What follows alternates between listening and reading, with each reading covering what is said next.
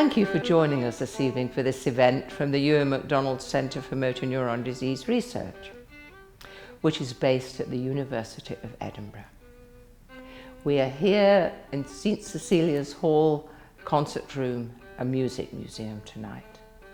We wish you could be here with us, but hope that sharing this evening digitally will let more people enjoy it. I'm Joyce Kaplan. I've been involved in the teaching of poetry at this university for 30 years and sharing the words of poets with students and others. Poetry is my great passion in life. I'm chair of the Poetry Association of Scotland. I'm also was chair of the Poetry Library for 6 years, and I've been very involved in trying to get poetry out into the community, because I think poetry has the capacity to join people together, to let them share often quite profound emotions with one another. But I also think it has the capacity to give people a space that they can go into and be themselves in. And I think that's important too. And I think the poems this evening will show that to you.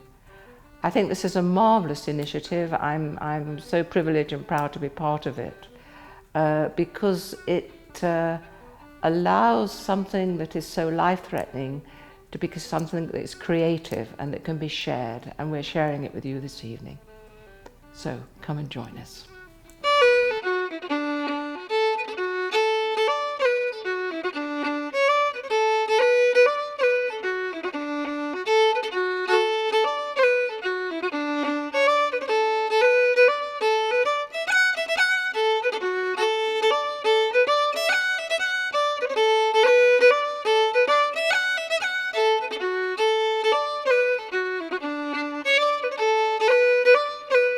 Our event aims to raise awareness of motor neuron disease, which is also known as MND, while celebrating hope, creativity and life. We brought together people living with MND, researchers working to find treatments for the condition, and talented poets and musicians. We're going to learn more about MND research taking place at the Ewan MacDonald Centre and hear poems from 2 people living with this condition, plus a nurse consultant who has worked alongside people with MND for over 20 years.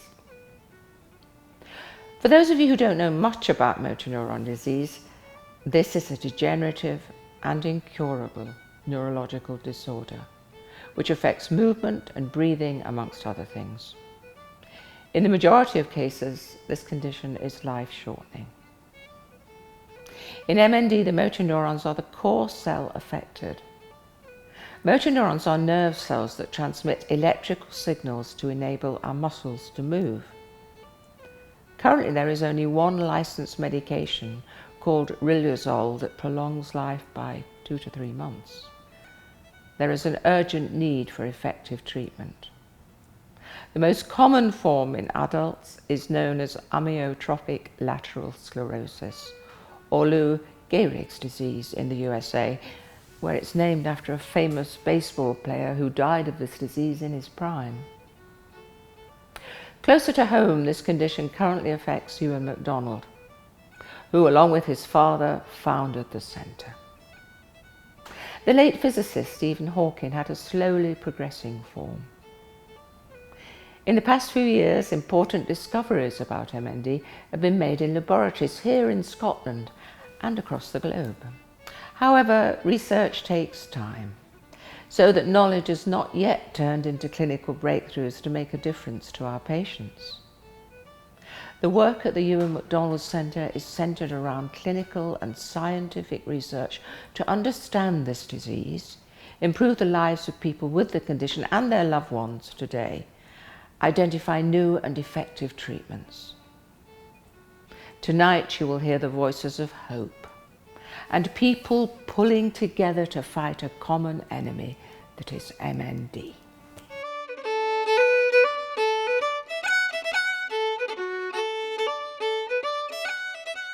Maria, would you like to tell us what was the inspiration for this project, this event that you've created? Of course. First of all, thank you, Lady Kaplan. Over the past few months, I've been asked several times about what inspired us to organize this event, to bring together these fantastic musicians and poets in this beautiful setting. And I guess the answer is simple. Earlier this year, BBC News featured Martina Gonzalez, a former ballerina with advanced Alzheimer's dementia, who was originally from Spain. And in that video, with a pair of headphones on, Martina listens to Tchaikovsky's Swan Lake. And instantly, she gets transformed by the music. Her face lights up, her movements become far stronger, and she dances to the music while she's in her wheelchair. And that inspiring event made me think of how the creative expression of arts or a performance, which could take the form of writing poetry, playing the music, dancing, or absolutely anything else, can overcome the physical limitations of the human body. To live with motor neuron disease is to live a life which is full of many different experiences and emotions. And I strongly believe that poetry and music are fulfilling creative avenues that allow us to connect with our emotions in palpable and substantial ways. So here at the Ewan MacDonald Centre, we wanted to organize an event not only to raise awareness on motor neuron disease, but to also celebrate creativity, hope, expressiveness. And what a better way to do that than with an event, this novel event, which brings together science, poetry, and music. Finally, we also wanted to help the voices of the people living with this condition and our dedicated nurses be heard. So this evening, you'll hear two poems which were written by Ian Lev and Kate Dury, who live with the condition. And the third one is written by Judy Newton, one of our fantastic nurses. And having spoken to the three poets, all of them expressed just how therapeutic and purpose-giving this experience was to them. Thank you. Thank you so much. We'll now hear from Ewan MacDonald, who along with his father, Donald, founded the Ewan MacDonald Centre at the University of Edinburgh. I'd like to say thank you so much to everyone who made such a fantastic, unique event happen. It gave a great insight into life with MND expressed in a unique way. Ian, Kate and Judy painted a clear and vivid picture with their amazing personal stories, which I'm delighted will be shared with a Fringe Festival audience. It's nice to see there's still a role for the arts in what is a scientific endeavour. When the centre was established in 2007, the aims were quite clear. It was about treatments for patients. It's fitting that this event is a collaboration between clinicians, scientists and patients, which embodies the translational spirit of the centre to a T. Thank you to Maria for organising such a brilliant event. Thank you, Ewan. So now to the main event, starting with a video from Sarah Dieters, who is the Learning and Engagement Curator of the Musical Instrument Collection at St Cecilia's Hall. And St Cecilia's Hall is part of the University of Edinburgh, but what's great about this building is that it's the oldest concert hall in Scotland, and it's also the home to the University of Edinburgh's Musical Instrument Collection. In the collection, we display 400 musical instruments, but we have over 6,000 instruments. Part of my job is to be able to connect people, modern people, to these older instruments. So to be able to connect them to the stories of the past. So thinking about the sounds of these instruments, who would have played these instruments, where they would have been played, and how they've developed over time. So I work with people of all ages through a variety of events and classes and concerts. And so it's really a nice way to bridge the past to the present.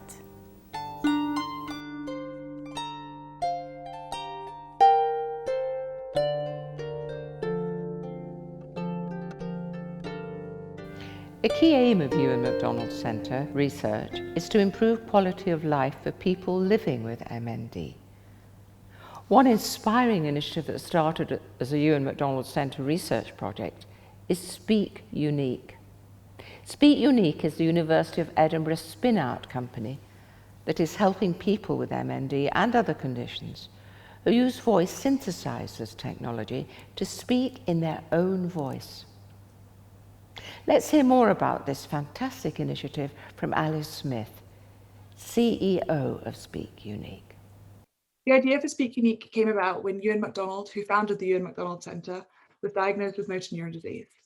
He was told that it was likely that he would lose the ability to speak, and he would go on to use a communication aid that would come pre-installed with a generic synthetic voice. And these voices, probably most famously used by Professor Stephen Hawking, are often very generic and robotic sounding, and they don't reflect the diverse accents that we hear across the UK and the US, and wider in the world. For Ewan, it was important for him that his children grew up knowing the sound of his own voice. I'm Ewan MacDonald. I'm from Edinburgh. I'm Ewan MacDonald. I'm from Edinburgh. I'm an ex-student at Edinburgh University, where I studied law. I'm an ex-student at Edinburgh University, where I studied law. And so he thought, surely in this day and age, there's a way of developing technology that can capture a person's identity and translate that into a synthetic voice. How often do you call someone and say, "Hi, it's me," and immediately that family member or friend knows exactly who you're talking to? We worked with 180 people with a range of different conditions to develop our technology to be as user-friendly and easy to use as possible. It was important to us to work with not just individuals living with these conditions, but also their families and their healthcare professionals to develop a system that suited everybody. These voices can be integrated into a range of different devices, meaning that people can use mobile phones or tablet computers or more specialist devices like eye gaze machines to keep using their synthetic voice. We can also use old recordings of people, for example, interviews or TV appearances that they might have done. We had a great story that was featured in the news recently of a lady who won a game show on ITV, and we were able to use the appearance on that game show to recreate her voice. Meaning that people who come to us too late and who maybe do not have the opportunity to record their voice can still use their own synthetic voice. All you need to do is log on to our website, www.speakunique.co.uk, and record your voice. Within 24 hours, you can hear samples of your synthetic voice, and you can then choose to download that voice onto a device of your choice. It's been amazing to see the response that we've had from Speak Unique since we've launched, and we're so pleased that we're able to help so many different people living with different conditions that affect their speech. We hope to continue to develop Speak Unique to include other languages so we can reach more people, and also to incorporate lots of the feedback that we're getting from our users and the healthcare professionals that we work with to further enhance the usability and the accessibility of our synthetic voice technology. We're delighted to have 4 talented performers with us this evening to read our poems and provide musical accompaniment. Georgie Gill, who will read the poems, is an Edinburgh-based poet and researcher at the University of Edinburgh, where she is exploring the potential of poetry to transform dialogues about multiple sclerosis. Her poems explore a range of themes, including the personal and cultural impact of illness, disability and queer history. Georgie's work has been widely published, and her first collection, Limbo, with Blue Diode Press, is coming out this year. The poems will each be accompanied by a different musician. Our first poem this evening comes from Kate Jury, who is living with MND. Kate lives in Edinburgh, has 2 children, and taught literature for the Open University for decades. She still loves anything to do with reading and writing. Let's hear from Kate about her experience, and then we'll hear her poem. Hi, I'm Kate Dury, and my poem is Mr. Wolf, A Game with Motor Neurone Disease. Early on, after my diagnosis, I was advised to bank my voice and to do this before it became necessary.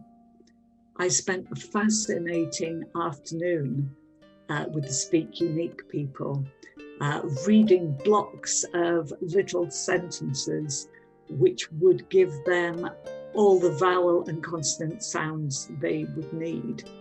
They also demonstrated to me what the results could be, not using my own voice, but using a pre-prepared example of a gentleman whose speech was so indistinct, I couldn't understand it. They then cleaned it up. They played for me his brother's voice, and then the finished product where the brother's voice had been spliced in to give a much better result. I was very impressed by all of this. I was also told that my voice could be used to repair other voices if they had a similar timbre or accent to my own, which was a nice feeling. What it means to me is the possibility that when my own voice goes, I can have something that still represents my identity. Whilst spoken communication is very important to me, I am aware that one of the absolute horrors of this disease is the way in which it will rob me of something that I see as vital to who I am and to my relationships. Nothing assuages that, but having a voice that will sound like mine is a small consolation here. It's one of those things that in a deeply humane way, as well as having some degree of technological wizardry, will help, I hope. I've written poetry most of my life. It's been a constant companion to me, but unfortunately, much of the poetry I've written, if not all of it, has been completely dire. I started in adolescence, and I blush to remember such poems.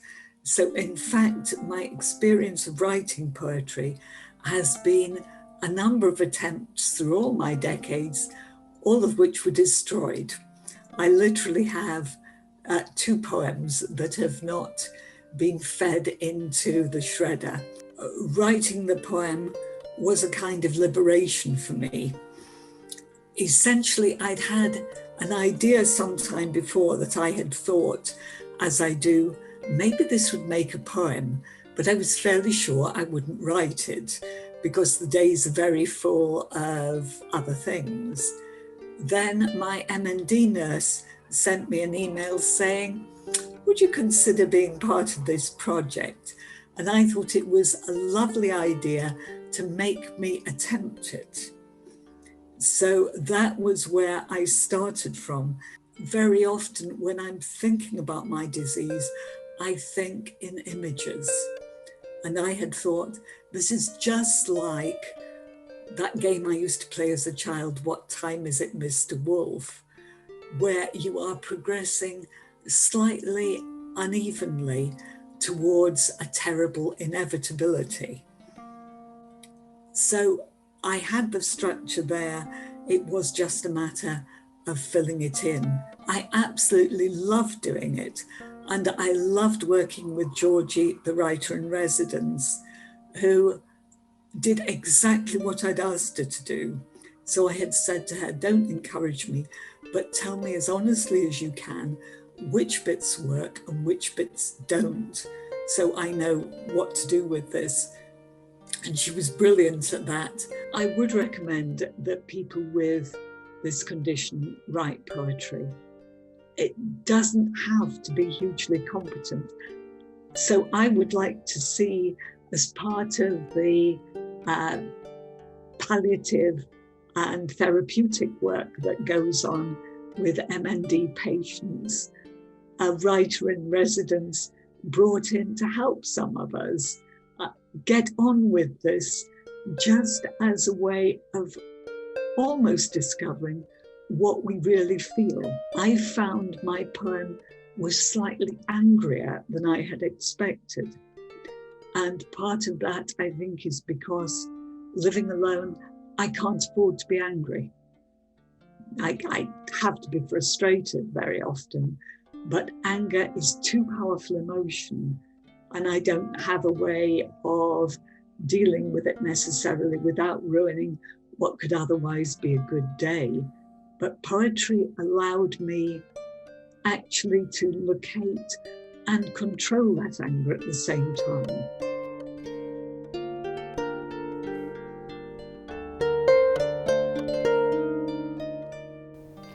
Kate's poem will be accompanied by Siani Moody on the clarsach, which is a small Scottish harp. Siani is an experienced and versatile player and composer.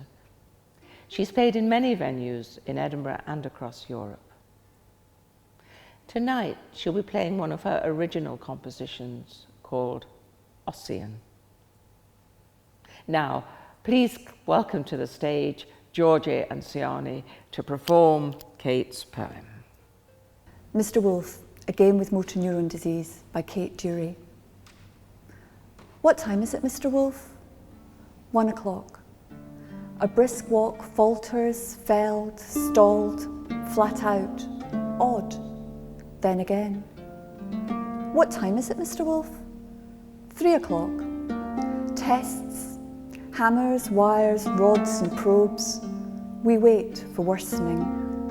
Then the disease scrawls its name the length of my body. Indelible ink mocks every muscle. What time is it, Mr. Wolf? 4 o'clock. I am an oarless boat, tugged by tides to an empty ocean. Everyone stands on the shore, more distant daily. What time is it, Mr. Wolf? 6 or 7 or 9 o'clock. You choose, go on.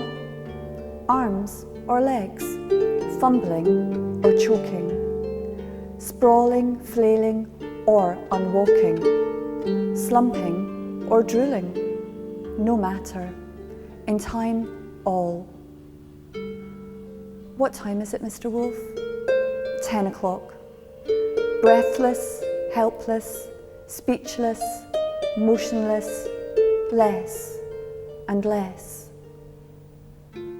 What time is it, Mr. Wolf? Dinner time. Dinner time.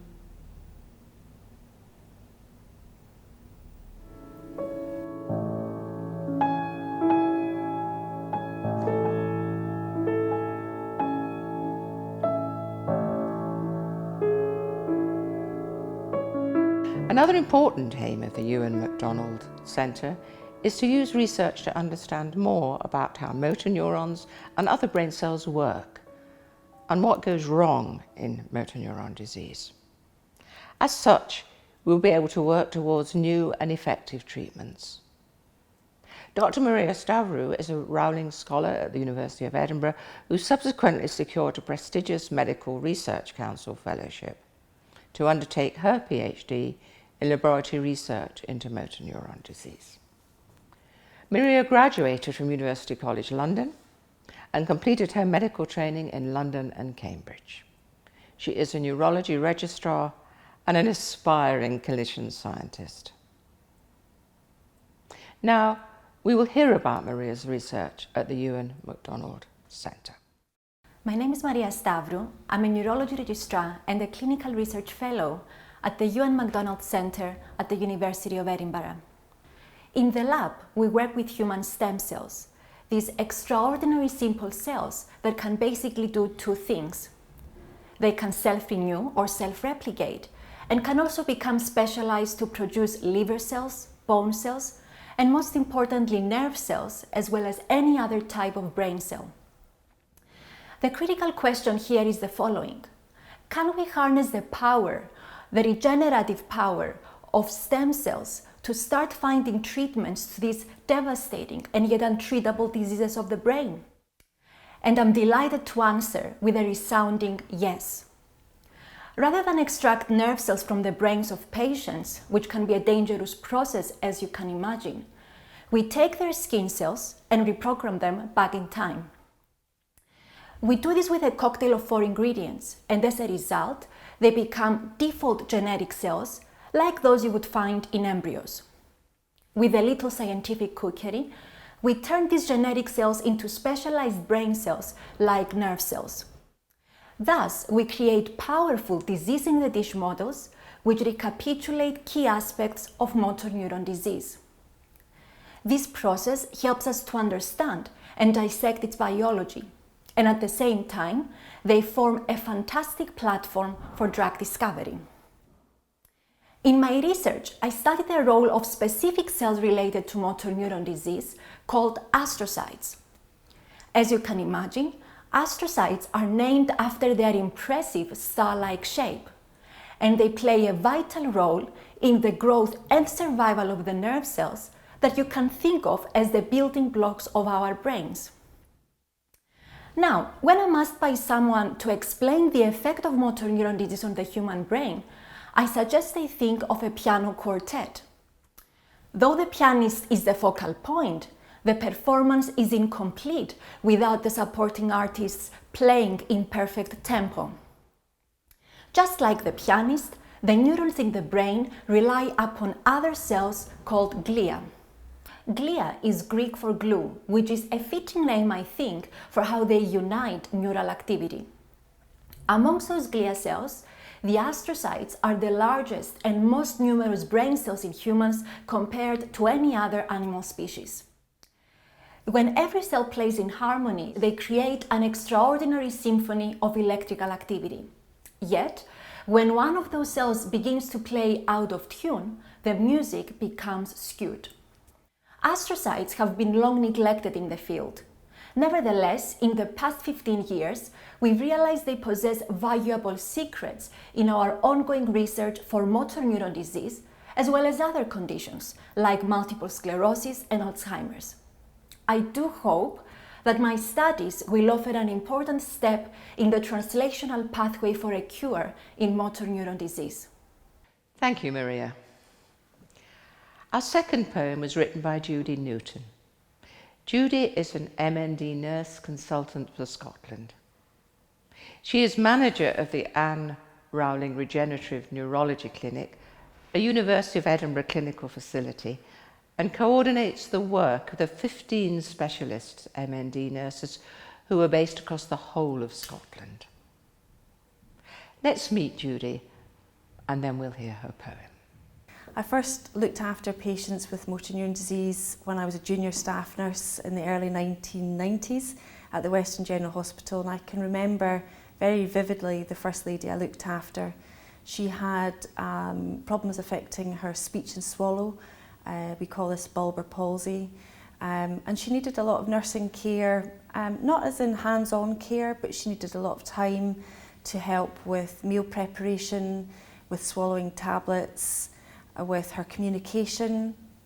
And really, I guess at that time I started to understand more about the needs of people living with motor neuron disease and the need for time in their life.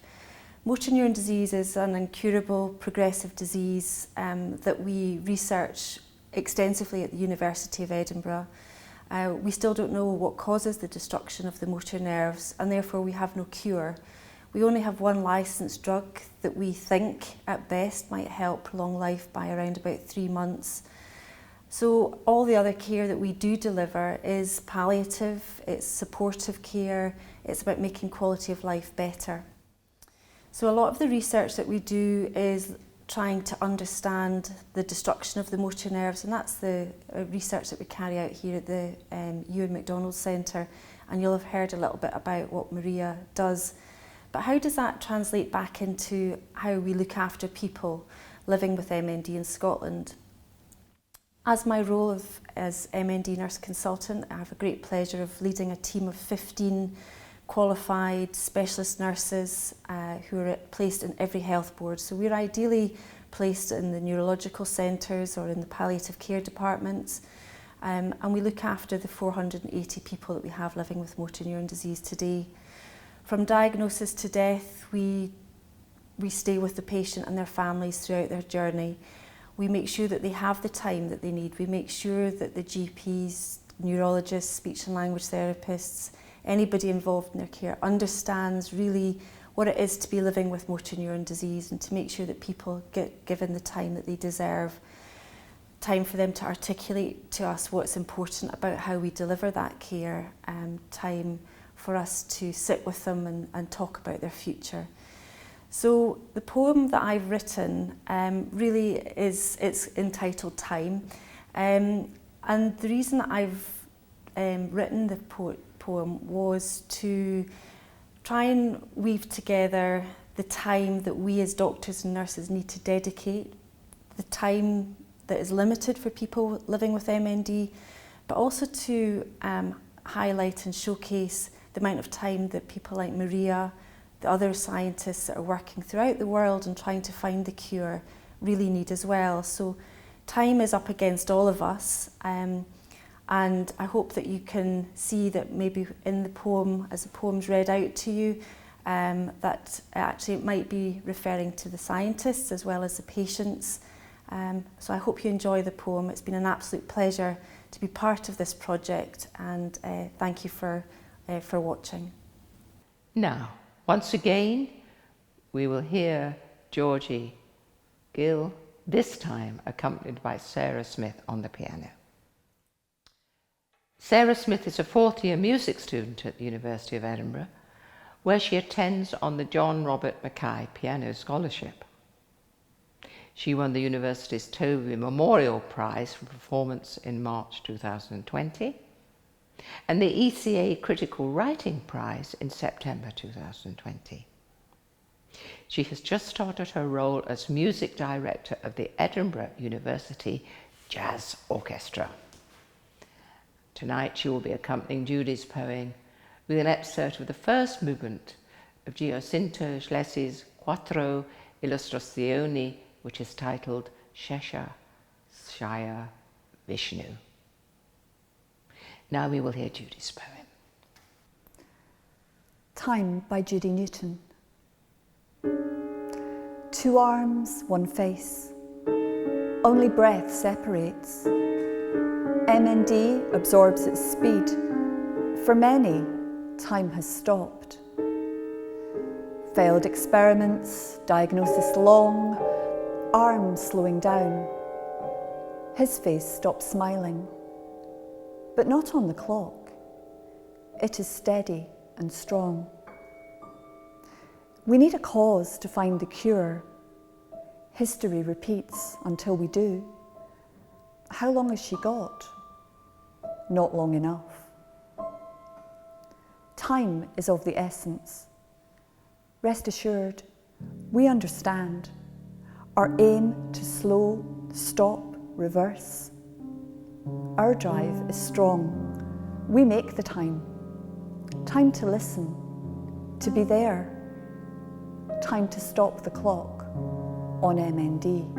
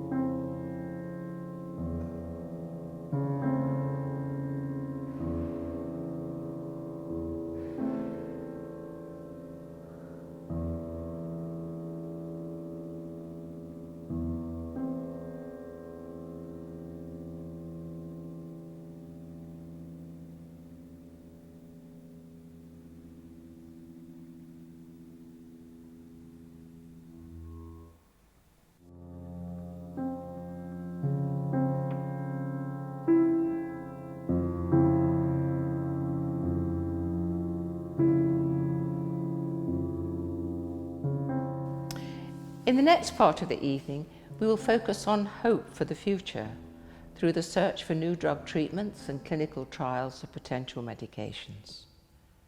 Dr. Savanka Pal, Senior Lecturer at the University of Edinburgh and Consultant Neurologist, studies neurodegenerative disease disorders, including early onset dementia, motor neuron disease, and Creutzfeldt-Jakob disease. He is co-lead investigator of MND SMART, an innovative clinical trial for MND led by the Ewan MacDonald Centre that is currently running in 8 hospitals and research centres across Scotland and England. Let's meet Savanka and hear more about the trial. Together with Siddharthan Chandran, I'm joint lead investigator for the MND SMART study. As a neurologist involved in the care of people with MND, I understand from first-hand experience the urgent need for new therapies. MND SMART is a pioneering clinical drug trial we've designed in partnership with people living with MND. We're very excited to be one of a number of studies offering hope for the future. It's been a very challenging year during the COVID-19 pandemic. We're enormously grateful to all of the people who've shown interest in taking part in MND SMART, those that have already joined, and clinical care teams up and down the country who've been working very hard with us to open new sites. We understand that people will be eager to join MND Smart, and that it may be disappointing if they're unable to do so. For example, if trial sites don't open nearby, or sites that are open don't have sufficient capacity to see people very quickly. However, I wanted to emphasise that this is a very exciting time for MND research. There are a number of clinical trials planned in the UK and a number of exciting developments in labs worldwide.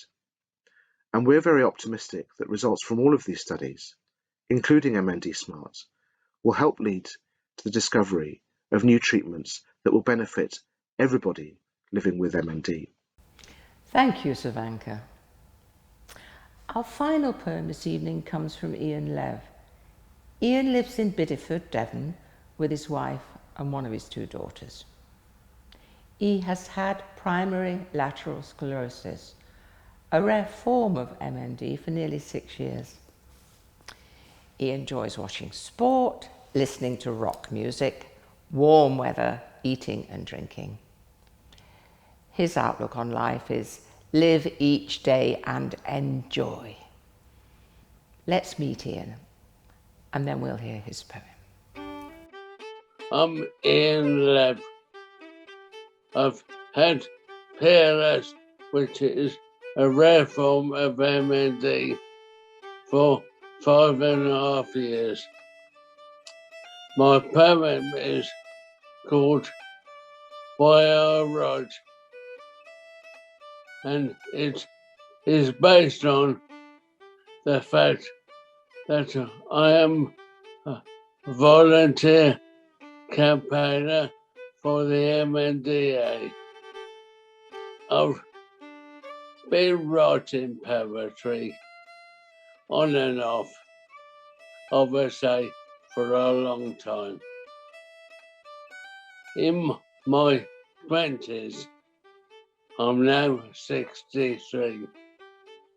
I used to be a singer in a local rock band. We started doing cover versions, but then we wanted to write our own songs. So me and my lead guitarist used to sit in our bedrooms, either his or mine, and he would play, I would get an idea, and I would write the lyrics. And to raise awareness of MND, but I produced a poem every Friday, and I've been doing it for over a year now. I have an idea and I write about it. I do listen to a lot of music still every day, but I can no longer sing because, one, I haven't got the variation in my voice, and 2, if I start singing, they finish the song before I even finish the first line. So I sing in my head. I recently became a campaign volunteer after posting various things. I was approached by the MNDA to be a volunteer campaigner. Local campaigning works if you get to the right people. It is a life wrecker. You lose the ability to do everything eventually. My message to researchers is we are with you. We know you are brilliant. We know you have a better understanding of MND, and we want to be able to make sure more money is provided for the direct research to find a cure and treat MND. For the clinicians, I would say, it's been a tough time over the last 18 months. They are brilliant. There's no doubting the support I'm receiving. And I'm one of the lucky ones who has PLS, which in theory was regressive, doesn't affect my longevity. I'm really excited about the fact my poem is going to be performed at the Edinburgh Fringe Festival. This will be the biggest audience for me ever, and I will be really proud. Yeah. And obviously, I will keep writing my poems. Enjoy. Ian's poem will be accompanied by our third musician of the evening, Dr. Laurie Watson on the fiddle.